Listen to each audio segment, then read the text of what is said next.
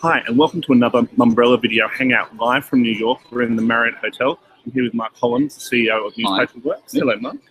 Look, we've just finished day one of kind of the brain snacks, they call brain it. snacks. Yes. 7 minutes, get on and get off. Well, it's not really the newspaper congress anymore, but it's the news media around the world coming together and grapple with some of the challenges of media. Yep. Mark, you and I were just chatting a moment ago. Which presentation did you find most interesting? I like South China Morning Post a lot. Okay.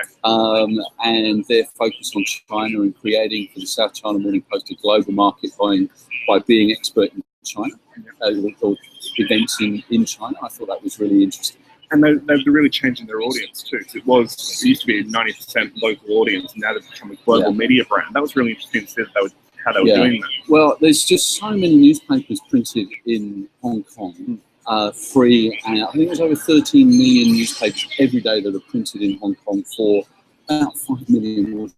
So it's just the most brutal market.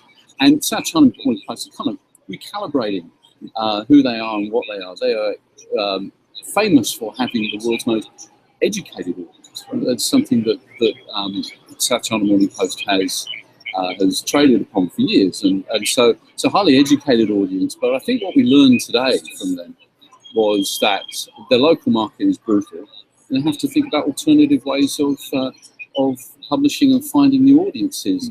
And clearly for them, expertise in China and being that trusted source on this, incredible story that China has become to become a superpower is something they obviously see great potential in.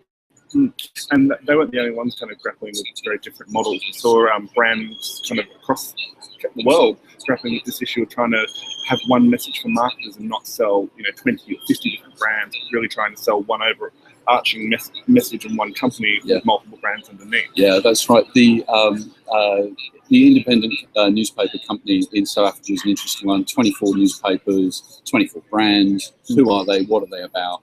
And I thought she gave a very telling presentation about how you nationalise it, get everybody on board, and it would seem simple and obvious, but it never is. No, it just never is. One of the presentations I thought was really interesting was the Toronto Star. They've been one of the few newspapers in the world who have actually got rid of their paywall, which is staggering. And then they also said something really, I think, controversial on stage, where they basically said that they didn't think skyboxes and the things, the headlines and stuff that we think, oh, that sells the newspaper. In an era when a lot of print subscribers get their home delivery, they're going to read the newspaper no matter what. What did you make of that statement? So, well, I agree with you. It was an interesting presentation. The story around their paywall, for a moment, is they hit a wall at 12,000, went bang. That was it, and it stuck. And they were sensible enough to reevaluate that. And go, well, is that enough? And the answer obviously was no.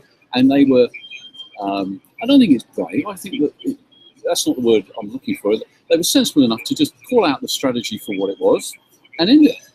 And I think that essence of being able to step back from that decision, I think it's a commendable thing.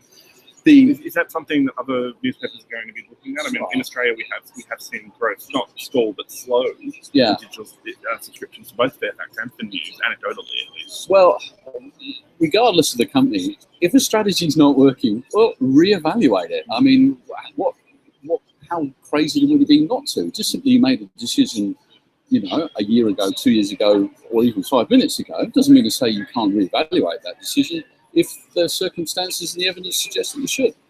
So anyway, going back to skyboxes, I was a bit bemused by this. So this is a reader panel.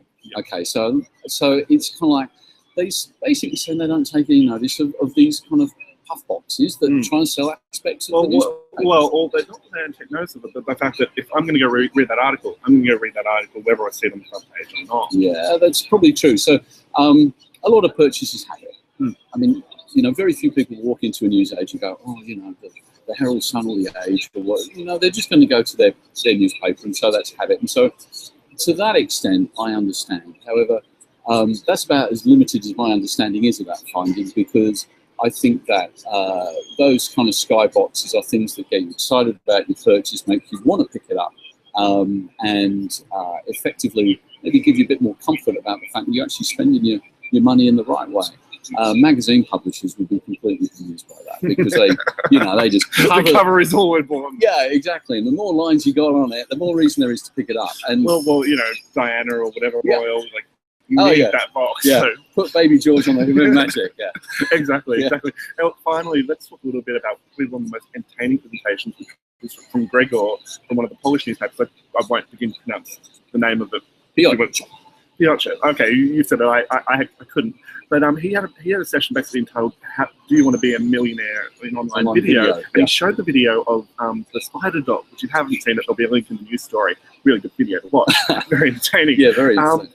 But he was really talking about disrupting the disruptors themselves and how they've actually harnessed the online vlogger movement and that, and are bringing their video in a lifestyle sense into their newspaper. What did you make of that strategy? I thought it was very interesting, and he was basically saying we're going to take it up to the TV companies in Poland by doing online video, and he lined up some good statistics around why that should be, and he was effectively making the argument in Poland alone. And I've seen, by the way, Spider Dog, one of the few viral videos. Like I hate viral videos, but I've seen Spider Dog. It's Polish, which is kind of, I didn't know that. And, and this it shows the global reach you can get. Oh, exactly. And really, his point was that there is nothing to stop a newspaper company that is now a media company just saying, well, I might not have broadcast license, but if you create fantastic content in various ways, whether that is putting on your makeup or dressing your dog up as a giant spider, whichever it is, you can create audience. And if you can do it sustainably, then an audience becomes a market. So I actually found it rather inspiring. It was great. All right, we're out of time. Thank you for watching this video. Stay tuned for the next couple of days. We'll be covering all the events and all the coverage. Thank you.